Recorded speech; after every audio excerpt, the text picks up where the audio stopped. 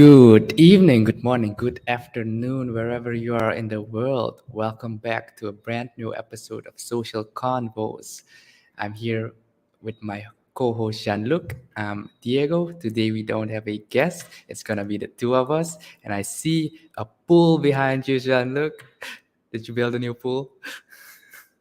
Yeah, I reinvented myself and did a whole landscaping in the back garden. No, just kidding.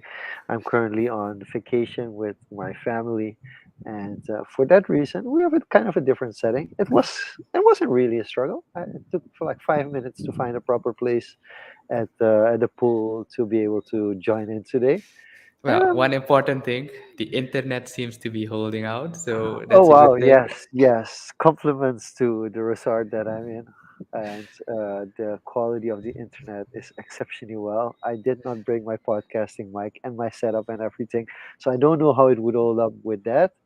But I'm happy. I'm happy. I mean, it's hard not to be happy when you're on vacation, and it's hard not to be happy when you're doing social confos. So yeah, we do continue on with social confos because last year around this time we took a break, and we took a break because I had scheduling and travel conflicts, and I wouldn't say it was necessarily a burnout, but I did find struggles to continue going, and we took a short break. Yeah, and uh, I think it's not just you because you went to travel first. You had a lot of travels, and I had other travel issues, and I had to plan for travel in a few months later as well. So it's kind of was cascading on each other. So yeah, and it's there not was just some you. disappointment as well because we were supposed to head out together as well. Yeah. We had set up a couple of trips to go to. Some of them I was going to go with a different group, you weren't going to go, and then we had one trip to plan together to go together, and that one kind of canceled. And this year I also canceled the trip to San Diego because in the end you make choices, and I think that's today's episode, what today's episode is about. um, I want to quickly introduce today's episode, but first I want to talk a little bit about something that's currently going on. I'm about to publish a blog post, and I'm not sure how to integrate the blog post with my website, with Substack, and with Hive. That's currently my struggle at the moment. I want to publish them on all three platforms for three different reasons, and I'm currently not sure what the best approach is. I don't want to post the same content on all three platforms. Like, hey, it's there, it's there, it's there, and then it's kind of like you can read it wherever you want. I'm also not sure about kind of taking like an abstract or like the first couple of paragraphs from the text on one of them and then link to the other. And that's where I'm stuck at the moment. How do you So feel about that in general from a reader's perspective? So, from one, the first thing that comes to mind before I answer it from a reader's perspective is what's your home base, right? Because you mentioned Substack, Hive, your website, and the other thing is how easy is it for a reader to read something on your website, and how easy is it to post, on all three platforms. So from a reader's perspective, um, the things I read the most are usually when I get it in an inbox. So Substack. So here's the thing. So from a reader's perspective, like Substack, they really changed the game. I have to give it to them. Yeah, I need to like Yeah, really go through the updates because this Substack podcasting is now. So yeah, I'm thinking for Substack us. is insane. Substack is insane. So from a reader's perspective, Substack, that's just the way to go, right? And then that's the first one. And then the second one is I want to have it on my website because if you're going to do the personal branding, you want to have actually. So traditionally speaking, your website would be the online home. So from a personal brand perspective, it should be the website, right? Well, on the other end, Medium and Substack also have the option to add your domain to it. So it could be integrated as well. So that's So where that's the I'm other thinking. option. Yeah, that's where I'm It thinking. it it requires a bit more effort to do the initial setup, and I think you'll need a subscription as well, That's something fine. like that. It's fine. A But subscription, yeah, a general subscription is fine.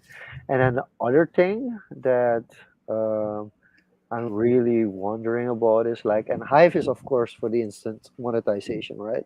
So this is kind of becoming a fight between a concept which is a really nice concept, social media and blogging, where you get paid for it, whereas Substack in the end you can do subscriptions, and I could do something like a $1 subscription. I mean, like if people are willing to pay for like OnlyFans to support somebody or Patreon to support somebody $5 a month, there should be people willing to pay $5 a month as well for good quality written blog posts. So that's definitely something to consider. So right now I'm pushing more towards kind of integrating Substack into my website, or at least redirecting the blog from my website to Substack. The only thing you still have is deplatformization, like if that situation arises, yeah, or if something happens to Substack while they can't afford, and there's data loss, for yeah. instance, then it Speaking becomes of that, because there was yeah, recent news, like with all tech companies, the way they acquire users is the free model, right? They onboard, they get wide market share because it's free, and they raise capital the first 2 3 years. And I recently saw that they were raising capital again, and then you start thinking like, what's the next play for Substack? Are they going to, at a certain point they need to get cash flow in, and how are they as a company gonna uh, do that, and how will that have an effect on the creators on that platform? So then I was hesitant again. Yes, there's a lots of new features, but this announcement with yeah. The the features, the features venture thing is capital, crazy. Yeah. venture capital raise kind of got me hesitant again. Like, So okay, we have podcasts on YouTube, which we should definitely leverage. yeah, or Definitely I leverage. already made the podcast for 2020 and 2021 and Okay. 20. No, we started in Yeah. 2021, and from 2021 and 2022, I There's already made Twitter those lists. Spaces, which we haven't even touched upon. Twitter Spaces is also there. Yeah. LinkedIn also has some newsletter system as well. You have Substack, which is kind of like, I asked this question. I'm definitely going to write a blog post about this because I think in 2018, which is 5 years ago, I asked Chris Ducker this question, like, because we were talking about these models, and I asked him the question, like, do you think in the future people will be willing to pay for an email? We had this discussion like 5 years ago. Back then, it was like ridiculous, but he said something during his talk in Social Media Marketing World 2028 2018 that made me wonder, like, hey, are people going to be willing to pay money for an email subscription? And that was 2018. And Well, on the basically other Substack end, is kind of that. yeah, it's basically content behind a paywall, regardless of which Yeah, medium or platform you use. It's yeah. basically a paywall for But premium content. we had to wait for Patreon, we had to wait for OnlyFans, only Yes, for other types of to platforms to facilitate be the like, hey, transaction. this could work for us as well. And I think that's also because today I want to talk about reinventing yourself. And the reason why I bring these kind of topics up is because eventually we all have to reinvent ourselves in some way or another. And I spoke about this topic with Maureen Van Dam, one of Hmm. our very first guests on this show. And she invited me to her podcast, Tragedy Talks, back in November of last year. And we had I this haven't checked it discussion. out yet. You should you, definitely you you should didn't definitely link check it it. out. No, that's also the thing that I'm going to do. The next blog post is going to be a link. Is going to be a link to that See, podcast as because well. then we have distribution. Yes. uh, all right. So that's basically the idea, and that's where I want to go. So that's basically talking about situations that you have to adapt, and like adapt is like the easiest way, but reinventing is something else because your career changes. You reinvent yourself. Like a lot of the guests that we have on social confoes, like even last week, it's an MIT alumni who Yeah. became a dance studio owner and writer of a children's book on dancing and culture. Like it's a reinvention, right? You start off your career in a corporate setting, and a lot of our guests have started off their career in corporate settings. We have had a guest who reinvented himself kind of in the later years, saying like, hey, for the next 5 years, every year I want to buy a company. I mean, Yeah. these are reinventions. And Doreen asked me, how much are the reinventions connected something to some like big time changes, like you moving to another country, for instance. Then you have to reinvent. It makes sense. Or COVID, you have to reinvent. But how often do we reinvent ourselves during your lifespan, like your life? So I want to ask you the question, like, how many times do you feel you have reinvented yourself? Well, I think to answer this, it'd be easier to break it down in like phases of your life and also the areas of your life that you reinvent. Because when we're talking about reinventing, yeah, you can have a like 180 or 360 degree reinvention. 360 meaning you're basically back to the same place. uh, but a 180-degree reinvention with the example you mentioned from last week's guest of Suchi, being an MIT alumni and now being a writer, that's a career reinvention. uh, but then again, In you, general, I'm talking about yeah, big I'm not talking about wow, you change. But then again, if you completely change your lifestyle, so that's also a reinvention. That's why I reinvention, was going at it. yeah, could also be like you lose You know, 20 to 30 pounds, for you, instance. you That's a change your reinvention as well. diet, you Yeah, change your complete diet yeah, lifestyle, you yeah. You start become working out. even if you become a vegan, like for instance, or you Yeah, decide to actively play sports and you've never done it before, it's kind of a reinvention as well. so that's why I find it kind of difficult to put a stark like hard reinvention moment, but I do can find myself in the Doreen's comment on a certain time or event that happens, that you look back and see how that affects your life. So if I But look isn't it back at, gradually? yeah, Let's focus on the first question. Like, how often do you feel you've reinvented yourself? I'd say in recent memory,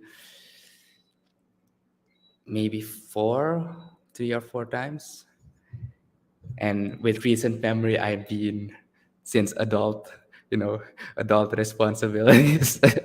So that would be so like once in so every 2 3 years, yeah, kind of. I guess that the first reinvention would be after your formal education, your study, and going Yeah. into work mode. You need to get paid to be able to provide for yourself. That's the first reinvention. I Yeah. guess that's a reinvention that most people would go through. Yeah.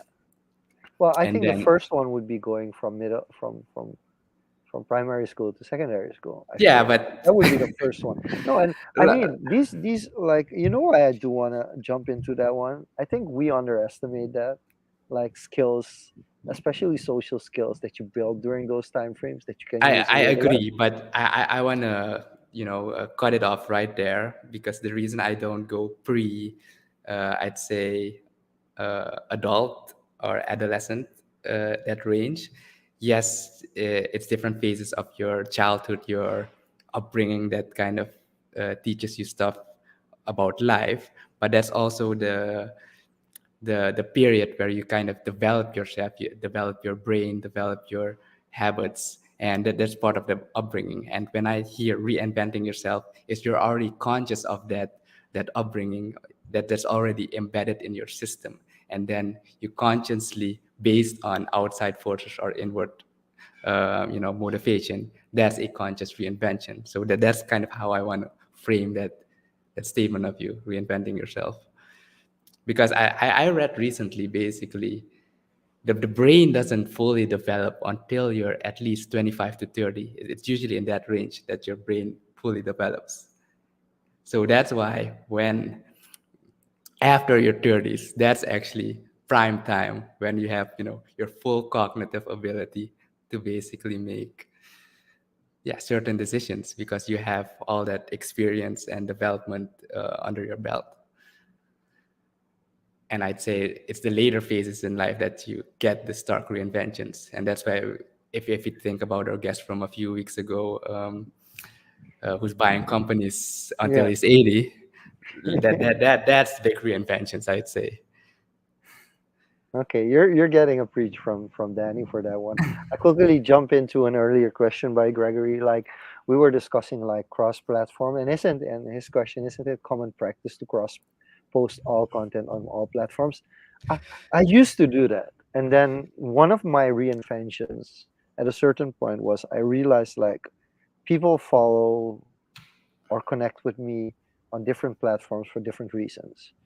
So, and I have a very broad scope. So I've decided, and also the algorithm plays a large part in it as well. So because of the algorithm playing a large part of it as well, I've kind of diversified my social media platforms, and I've decided like, listen, I'm going to use YouTube only for sports, and it's gonna be in Dutch. I don't care what other people think. It's gonna be in Dutch. I'm not gonna change it. It's for sports. That's also I'm wearing Shaquille from Sigem Kukumat's shirt. He's already, it says future world champion, but he's already a world champion at the moment. But sports is YouTube. Suriname related content is Facebook. Work related content is LinkedIn. Web3 related content is Twitter. Sweet. And Hive. no, and I feel like I'm missing out. And yeah, Instagram. I haven't decided on Instagram what I'm going to. I've kind of decided, but I haven't committed to it yet. So I've definitely decided to split them up. As for what does the platform lean more towards that fits what I want to do. And it's difficult because I used to cross-platform everything, like going all out. And I think I haven't mentioned TikTok yet, but with TikTok, it's gonna be a combination of TikTok is gonna become the closest thing to Instagram Reels and stories, but I think Instagram will funnily end up being the platform where most of it gets together for some And, reason. and just I to feel like sidetrack real quick, I've seen like a crazy amount of shorts on YouTube recently. They have been really pushing that in the algorithm. The moment I open my well, not subscription, it's yeah, only shorts. So yeah. I'm not even sure how that's playing And out. I mean I'm amazed with the creativity of some of the creators Because now. also I It's checked out their insane. YouTube requirements because shorts is not now also a prerequisite to become monetizable on YouTube. Yeah, So yeah. it's changing the whole So and this is why video you have game again. to this is why you have to reinvent Yeah. yourself as well. Like this is external factors that create reinvention. And I'm trying to figure out as well how many times I Yeah. reinvented So coming because back to yeah. my question or your question to me, I'd say yeah.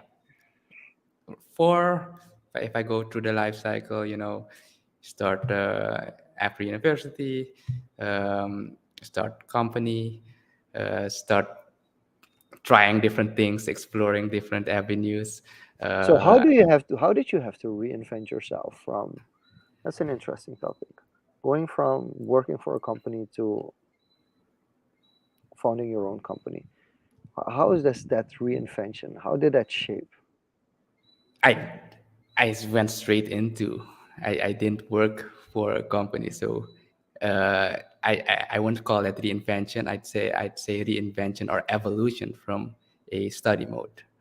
That's the first phase.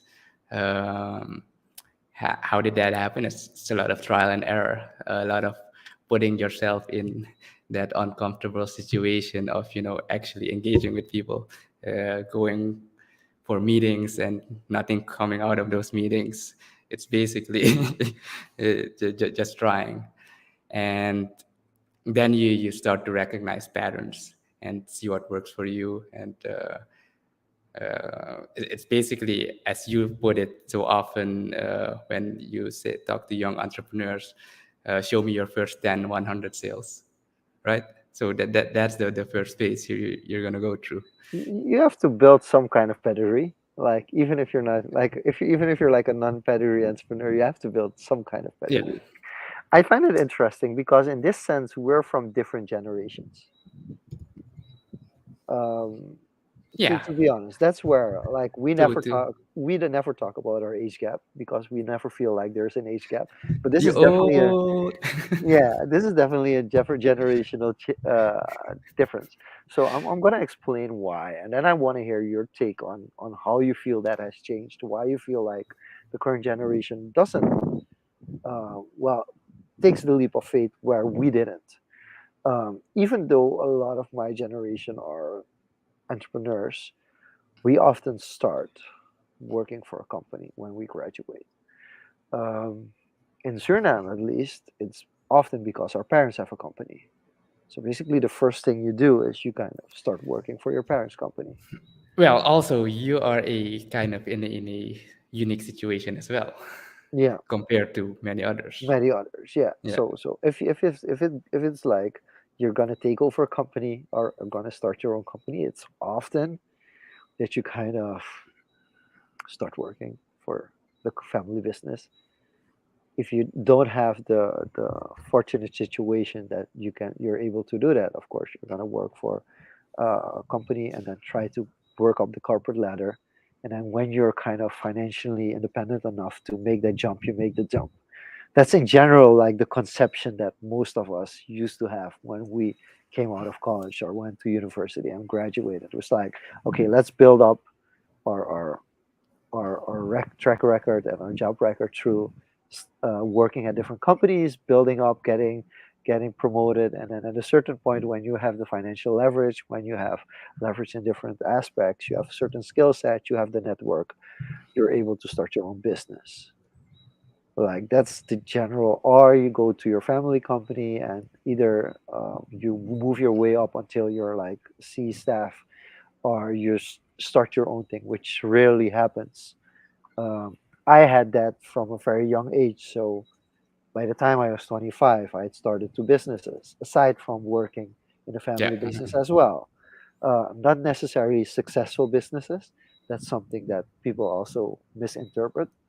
Um, But it's the experience is but it's the valuable. Yeah. experience. But still, even I went into the family. I didn't. That wasn't the plan. The plan was to work for the government. I did a open call for say like, hey, I want to work for this ministry, but they responded months after when I've already started working. So I was like, yeah, but now it's kind Yeah, of it's too not late. moving fast enough. It's not moving fast enough. So for me, I still started in a family business.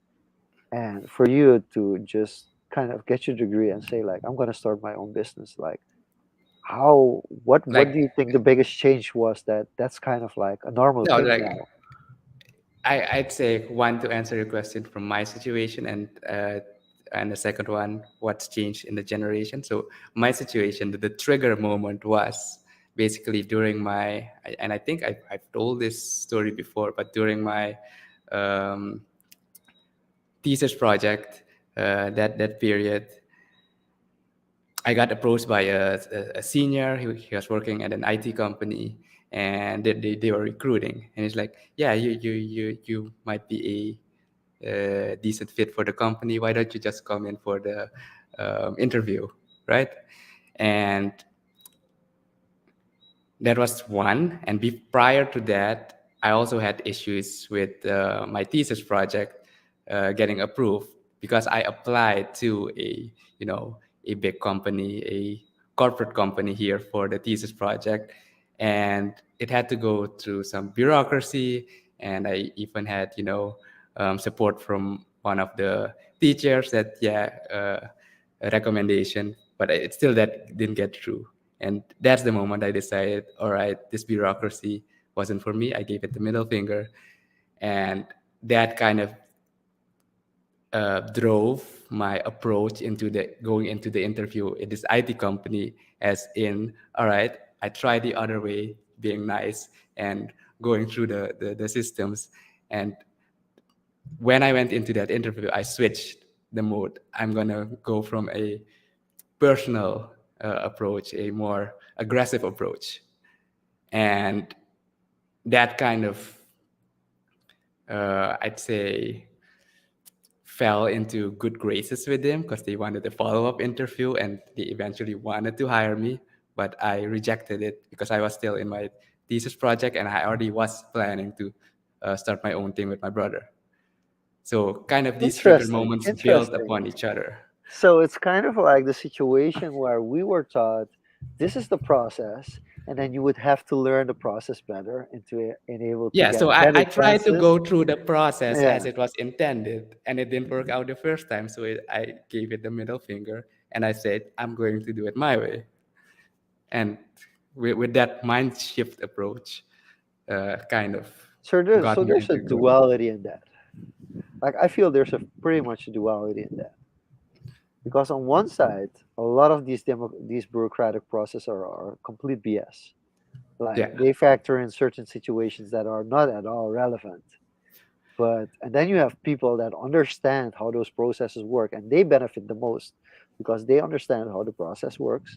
They kind of use the system to get themselves in situations where they benefit from it, Hmm. but not necessarily the people that, whether it's attendees to a conference or employees or clients of companies, they don't necessarily benefit from it because they're just people that know how the system works and get themselves in better positions. So that's one of the things that concerns me a lot Right. because in that way we can't really build society.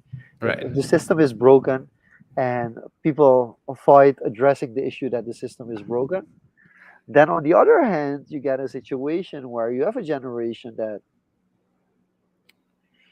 says like, I'm gonna do it different, but don't take the lessons from the process and the reason why certain things are taken into the process as kind of a protection of setting a certain standard. So I had a very interesting discussion about this with somebody that I've just met recently on drop shipping, for instance. And he was very clear on drop shipping that he said like for him it taught him how to be an entrepreneur. So if he Hmm. would have to do it again, he would do it again the same way. Or at least he would do it again. I didn't think he said the same way, but he would definitely do it again. And he learned a lot from it. And for me, the biggest problem with drop shipping, it's like, okay, but what's the actual benefit for society? If you say a better distribution, yes. If you say a better customer care, yes. If you bring something in that it makes it better for the person that actually buys a product, then yes, I fully agree. But if it's just to make money, like for you not to have a regular job, then I'm like, okay, but what if everybody starts doing that? How Yeah. how If everybody does it, then it doesn't work. yeah, how And how how is it going to, yeah. And to come back to the second part of the question and what's changed in this generation, you asked me, I take. So I gave my situation. There are trigger moments that kind of pushed me in a certain direction, right? And I think what's different in the newer generation is kind of hate to say it, but it's basically exposure to what they see on through social media. It's kind of has changed the paradigm as to what is accepted, I'd say. And because you see so much TikTok videos, YouTube videos, how to, get through an interview to for easy steps. Use AI, 10 steps to use AI to make this, do this. So and they only see kind of the people who actually made it, and then again you have these content creators who actually live on their business is the content, but it's actually not the business that they're selling. So I think it's the exposure and the evolution of social media and how the younger generation has been exposed to it at a younger age to what's more, I'd say, accepted and also more western, more American. Yeah, uh, now wow, that's a good point. It's not necessarily Western, it's very yeah, American. more American. Yes, American, because it's not the same. Like with the Western philosophy and the American Yeah. philosophy, So they're that not that in sync. exposure, Yeah. that exposure combined with social media and the advancement of technology has kind of, in my opinion, shifted the way the newer generation kind of approaches businesses and kind of making money and entrepreneurship, if that answers your question. It does, and it's interesting because I feel like, and I mean, you can bring this to politics, you can bring this to entrepreneurship. I mean, it's so true on different levels because this is what Gregory says about it. Like people gatekeeping once they reach the top. Yes, this is a very. It's not just in Suriname. It's fair. It's a very common practice, and I think the issue is with people see those gatekeeping situations and they're like, yeah, I don't want to work there, and all of a sudden.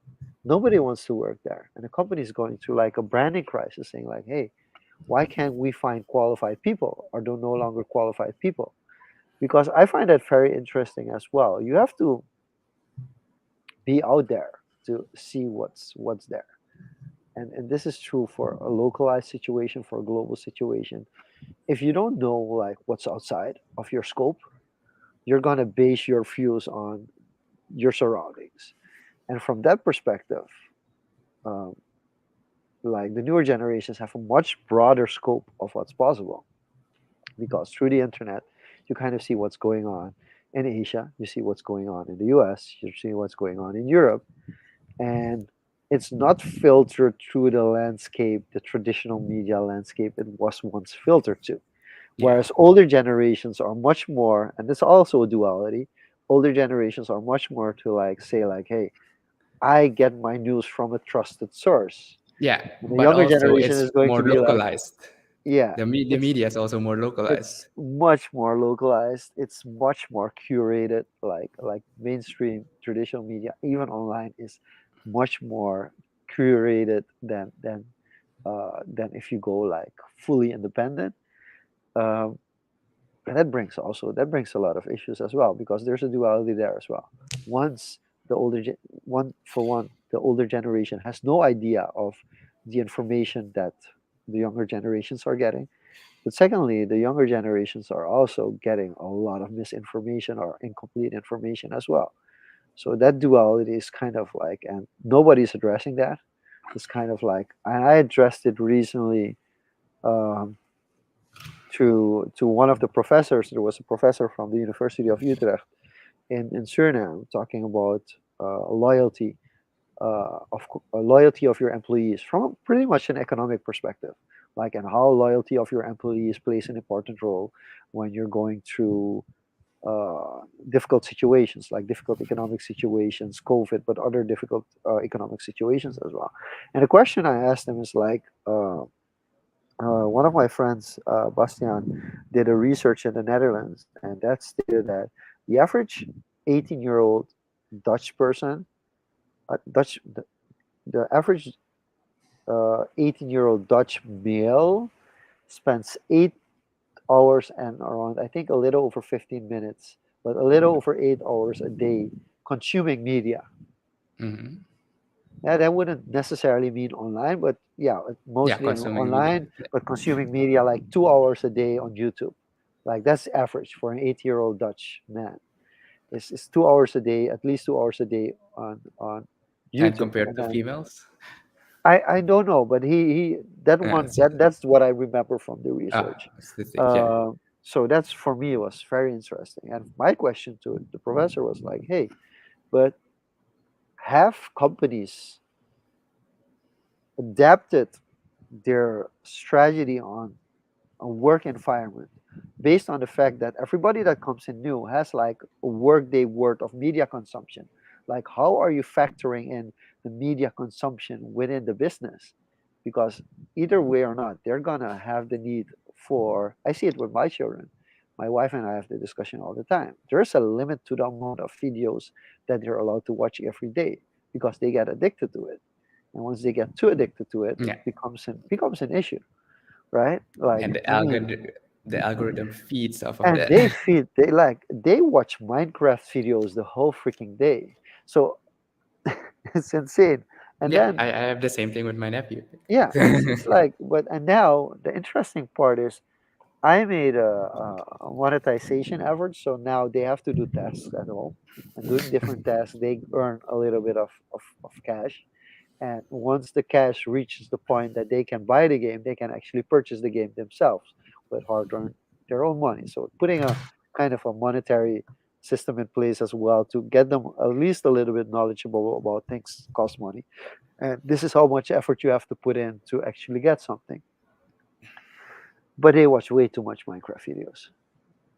Yeah. And then another person that I interviewed, I think in 2018, about making kid-friendly content on YouTube also starts popping up in their recommendations feed. And I'm like, wait, is that Konsky? And I'm like, yeah, it's him. It's like, and he has grown from 2018 until now with that formula of making kid-friendly content to, I think he has 10, 20 folded his subscriber base in the past 5 years just from making this specific kind of videos. And of course, I look at those videos and I'm like, really, it's kind of overacted and those kind of things. But Yeah, that's but it really works for that's kids. that's what works for kids, right? So and that's also like, oh wait, that's kind but of but but yeah. that's also the thing. As you grow up, if you look back what you liked when you were a kid growing up, and you look back the same thing, you cringe now. No, I know. You're I still watch Tom and Jerry. yeah, some things, yeah, but some other things you you think like, oh, all right. But also the way you imagine it, because you see some cartoons, some shows as a kid, and your imagination kind of fills in the gaps as to make it bigger or more wondrous than it actually is. And if you look at it objectively now, I'm speaking for myself here with background in video photography, and I see like, oh, that's so basic. How did I not?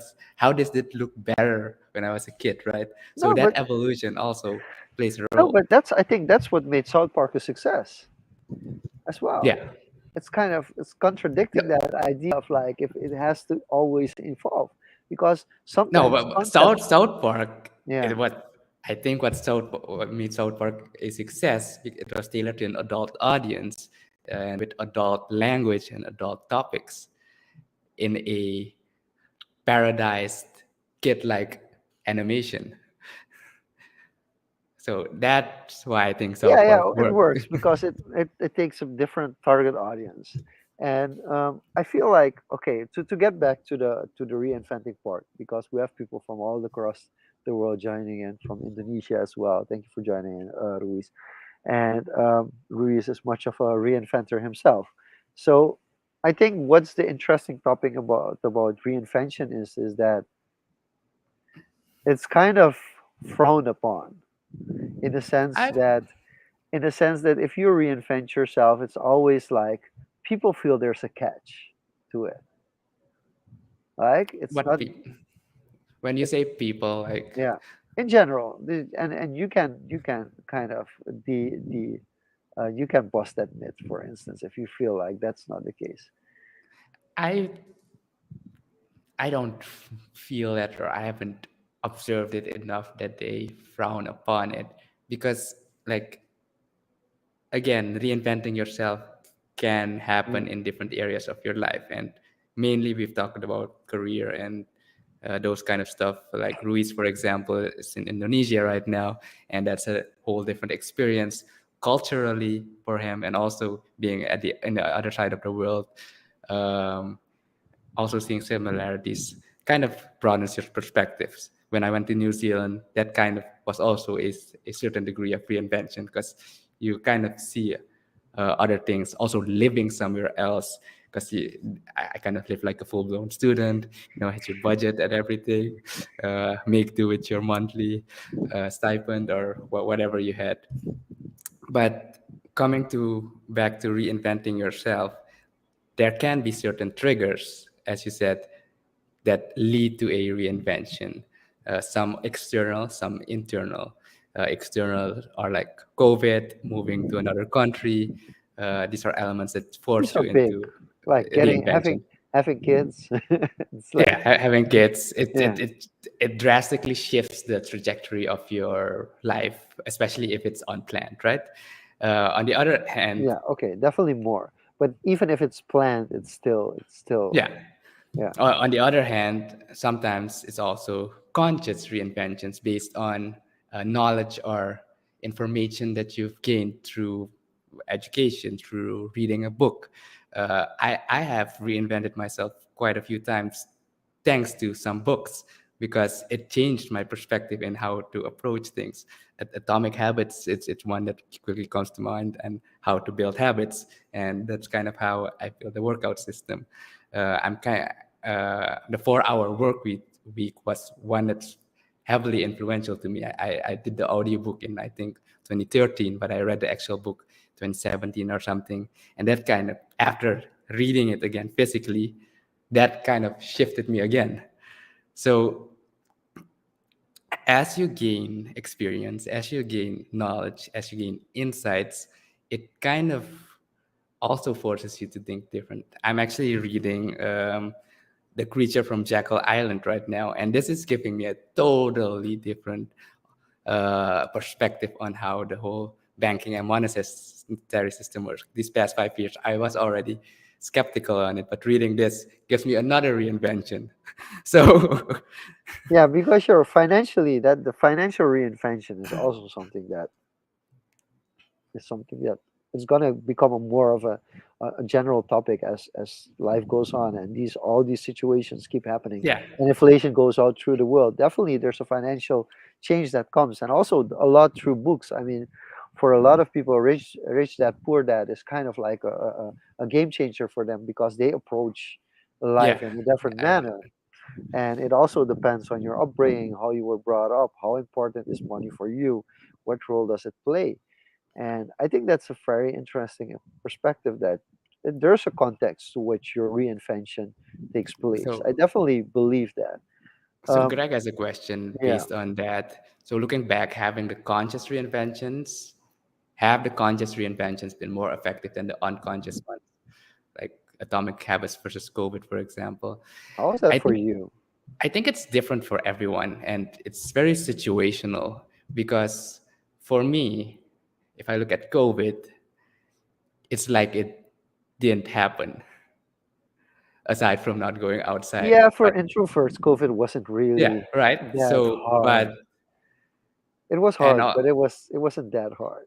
Yeah, but for example, in the case of Atomic Habits, I'd say that had a more was more effective for me. But I can imagine, like, if you're running a certain business that's very logistic heavy, very people heavy, and COVID hits, that forces you to reinvent yourself, to change the way everything goes, and that may be more effective for that person in that situation.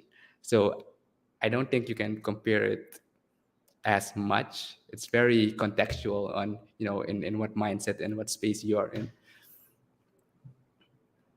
For me, to answer Gregory's question, I don't think they're like conscious reinventions that really changed, and really hard ones, like especially from a private life, kind of the work life balance situation.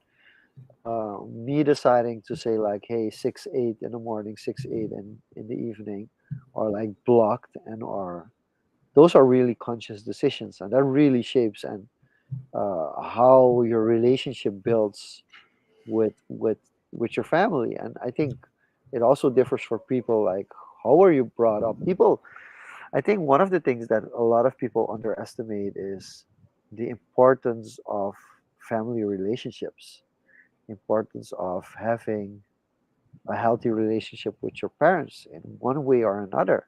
Like currently, one of the things that is going on is we're about to have the biggest wealth transfer ever, because there's a generation of boomers that is leaving their wealth behind for a new generation. And we don't talk about these kind of things often enough, how much support parents can have in your success in life, how much parents can prepare you for success in life, and how difficult it can be when you don't have that support. I mean, like that's these are things that, like, it's it was discussed like in one of the viral videos of Gary Vaynerchuk, like comparing yourself to the Kardashians is not really a good way of thinking. Mhm. Like, look how successful they are, because basically, they came out of a marketing machine which was propelled by their mother. So I, like I want to bring up something there that, since you mentioned, the greatest, a great uh, wealth transfer through the generations, and something I've read or read about recently. Basically, thanks to modern times, better living conditions, medical advancements, generations live longer, right? So you, as you mentioned, that the boomers, that generation is going into retirement and eventually dying out, and most of the wealth has accumulated in that generation. But then again, the next generation, the X and the Ys, are now, I'd say, in the prime of their workforce, but are still kind of the wealth. Most of the wealth is still in that boomer generation, and they're not dying yet because they're living longer. So basically, they are kind of struggling more. And as that pressure goes on from generation to generation, you kind of have, I'd say, generation skips, because when that older generation finally dies off and the wealth transfers, how does it get it kind of needs to disperse through three generations, basically. And that's a whole different reinvention again between parents, siblings, on how that's going to happen. So, what's your view on that? That this multi-generational transfer? I think it's good, and I think eventually Also, it evens out. That's something yeah. I do No, feel. to add also, what also happens is the world population is plateauing.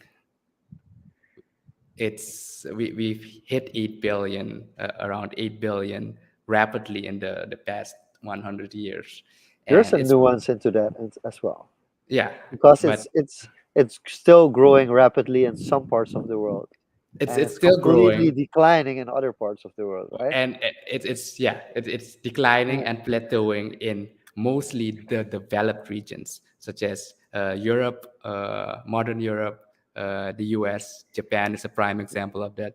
And what happens now is that the older generations, they're not part of the productivity anymore, the productivity workforce. They have all the wealth, and the newer generations need to take care of them. And then you get things like, um, social care and all those things. So how do you see, we talked about reinventing ourselves as an individual, but these modern countries, these modern societies will eventually need to reinvent themselves as well, because you're going to get kind of societal collapse, or very much pressure on the younger generations. okay, let's talk in to answer your question. We're gonna put in Ruiz's question as well. Can countries reinvent themselves as well? Yes. If we don't reinvent ourselves, we are bound to go through the same cycles that we've already gone through. If Suriname, for instance, doesn't reinvent themselves, we're gonna have a similar situation, which is already happening. Like there are some seriously disturbing similarities between what's going on now and the early '90s. Like it's it's it's on one hand it's like okay, history repeats itself. On the other hand, it's like hey, um, come on. And the interesting part is that I annoy like previous generations a lot when I ask the question like, but okay, then tell me what was life in Suriname like in the early '90s? And like, I don't get concrete answers like from people who've lived those years, saying like, hey, this is something that's society went through, and this is something that particularly pops up, and this is what happened in 1991 or in 1993, which is significant. I do get it from some people, but largely people don't really remember what went on. And I think one of the things that we shouldn't underestimate is being much more aware of of things that happened in the past.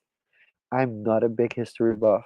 I hated history in high school, but I'm continuously more aware of how important it is to know your history and know how I we got where hated we currently are at the moment. I hated the subject history in school, but Yeah, yeah, I've yeah. actually Yeah, come to love history. yes, definitely. Yeah, And the I think subject history. I hated the that's one school. of the biggest problems with reinventing ourselves and why we have such a problem with reinventing ourselves because the school system is outdated. Like this is something that we don't talk about enough, but it's really, really outdated. And countries can reinvent themselves, and it takes a very drastic change to do that. Like Singapore, I think Singapore is the most used version of a reinvention, but there are a lot of Yeah. other countries. Well, in Singapore's case, it happened with a firm hand and through certain families, right? That is just like It was kind of this. if you look back at it, it was kind That's of the a sparse it's knowledge I kind have. of almost a dictatorship kind of lifestyle that you're gonna have to use. You're Yeah, gonna have to minimize the the keys to possibility of power. yeah. I mean, and the problem is, I mean, there are a lot of world leaders that want to do something similar, but they get stuck in their power or they get stuck in the control that they have or they don't fully execute on behalf of changing society because it's kind of much of a martyr kind of role, like it's like Yeah, you kind of die inside for others to become more. And I've recently considered this. So when Ruiz asked the question like, can Suriname do this? Yes, and there's a big but. You're not gonna change if you're gonna do the same thing. It's gonna have the same results. So while a plane is flying above my head, I'm gonna I'm gonna dispense my knowledge now. So if we really want to reinvent the country, we have to do something drastic which has not been done before in a way that it has not been done before. So an interesting way to reinvent Suriname is to completely change from import to export. And I'm going to give you the extremist example. I'm currently in one of the Caribbean islands where when I go grocery shopping, the local chips is more expensive than the imported one. Hear me out. And I'm not saying this is going to work, but it's just to give an idea. The local fabricated chips, which looks the same in Surinamese supermarkets, is more expensive than the imported internationally acclaimed brands of chips. Just to give you an idea. So that's one of the ways. But I mean, if you know how the import export system works in Suriname, you know that's one of the biggest problems. So that's one really good way how Suriname can reinvent itself. The second great way Suriname can reinvent itself is through change of the system of people working for the state.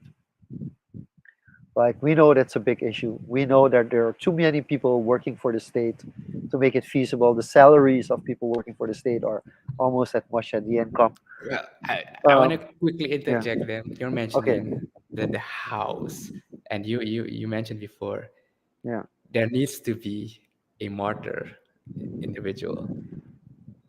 Yeah. Well, or it doesn't have to be a martyr, but it has to be a Yeah, decision from the top to you really, need a yeah, strong someone yeah, with the resources, the yeah, conviction, and the vision, to be and able to do this. enough basically influence over key individuals or key Or a organizations. revolution, or a revolution. But I don't think Yeah, we want to go that route.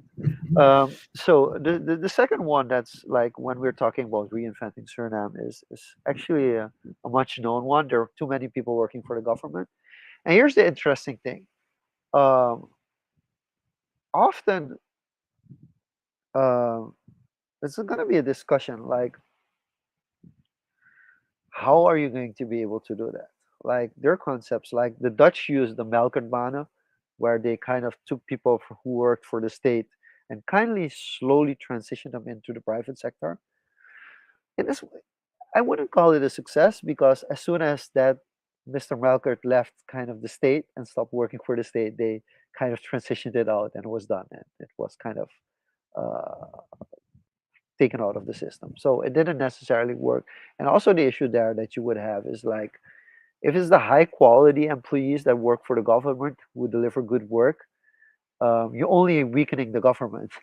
And if you take out the lesser productive ones and try to reinstate them in the private sector is going to be like, yeah, but we don't want them, right? So it's kind of, but traditional paths don't work. So you can't take a path that has already been tried. You have to reinvent the way to get those people working for the government out of the governmental system. So the second way how you can reinvent Suriname. And then there was a third way how we could reinvent. And people are not gonna like me for this one. I'm a pretty consider myself a pretty big nationalist. Uh, but if we really want to reinvent ourselves, we have to consider dual national citizenship, dual nationalities. We have to consider that. Like we have to at a certain point realize like, hey, we're too small. We don't have enough resources. We're fighting internally for things that are being pushed upon us. So another country or an international organization like IMF is going to say like, you have to do this. And they know very well that if the government does that, there will be a divide within the country. And the divide only gets bigger. And instead of focusing on like, hey, we're in this ship together, it's kind of like a he says situation where it's like, yeah, but it's your fault. And it's like, you are doing a terrible job. While somebody from the outside that is kind of putting us in this situation. And like one of the few ways out of this is accepting dual nationality, making it easier for other people because there are 600 people living in Suriname. There are probably about 600,000 people living in Suriname. There are probably 600,000 more people from Surinamese descent living outside of the world. But I can guarantee you there's over 5 million people in the world that truly love Suriname and would be willing to put in their money and invest in Suriname if they would be able to get Surinamese citizenship. And this is something that we have to overcome as well. And that's also part of reinventing yourself is accepting that certain things that you always have thought like, yes, but I'm proud of this and Yeah, whatever happens, the I'm not pride, able to let that go. the If you pride want to part. truly reinvent yourself, you're going to have to be able to set your pride aside. And we're not able to do that so far. And I think from a personal perspective, that's a lot easier when you have to reinvent yourself. Yeah, because you don't have the different voices in your head. Yeah, you have multiple voices in your head, but it's manageable versus a country where basically split personalities and Everybody is pushing. Everybody has their own agenda, and yeah, often that agenda is not actual change for the country. So that makes it really really difficult. but also survival and Oh or yes. own agenda and protecting your own. That's it's you can't fault everyone for it, but because they're not aware of the macro picture. But that's uh where skills come in, right? yeah, and that's why I mentioned again, you will need someone strong, with the conviction to lead, with the resources to lead, and with the right keys in certain areas to kind of push, or trigger that event. And transition is gonna be painful to a certain degree. Okay, last question on this, and you can translate it to a country. You can translate it to a company. You can translate it directly to yourself for reinventing yourself. Mhm.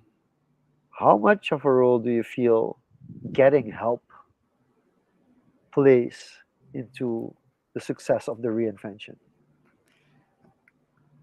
Did what kind of help? It can be any kind of help. It could be getting a mentor, paying somebody to do part of the job that you're not as good as, getting a second opinion from somebody to see if you're on the right path. It can be any kind of help.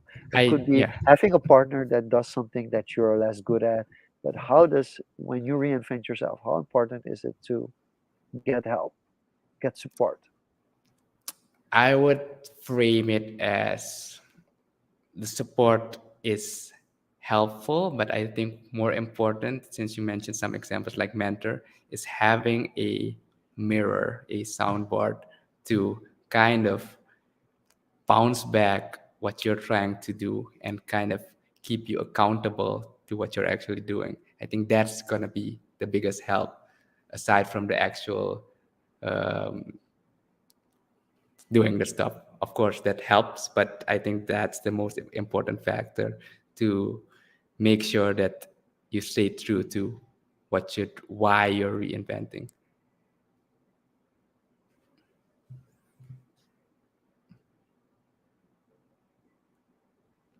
I think that's a great way to close off today's episode. Thais says she loved that, so it's a good moment to close off the episode. We're gonna do another one-on-one Diego and Jean-Luc social confos next week. Drop in the After comments what topic you'd be interested in, Well, or I'm we'll I'm gonna just. give you because I decided No, that I was I'm gonna. asking the Okay, viewers no, now. okay, fine. Drop in the comments now. We're gonna figure out something, but drop in the comments right now what topic you'd like us to cover next week in our And one-on-one. if you don't do that, Diego doesn't come back on screen. He will refuse to come back on screen if you don't drop a topic in for next week's social confos. But after Okay. next week, we'll have back our usual uh, kind of setup where we have a week every week. So we really enjoyed having you here today. For those listening to the rerun of this episode, thank you so much for tuning in as well. And we will be back next week, same place, same time, and for a brand new social conference. Thank you, thank you for tuning in, and lots of love. Enjoy Curacao. Thank you so much. Saying goodbye. Bye bye. Swai swai.